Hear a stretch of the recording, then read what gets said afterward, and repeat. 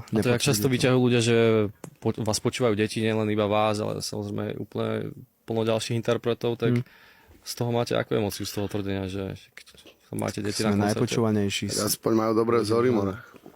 A to je otázka ďalšia, či máte byť vzory ako reperi? A každý, podľa mňa, každý si z toho môže zobrať, čo chce.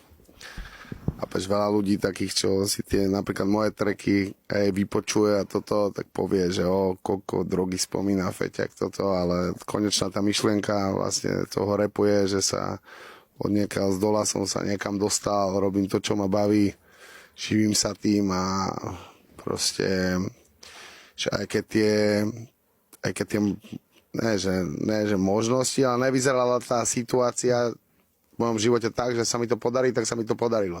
A nikdy som sa proste toho sna nejakého nevzdal a išiel si proste za tým.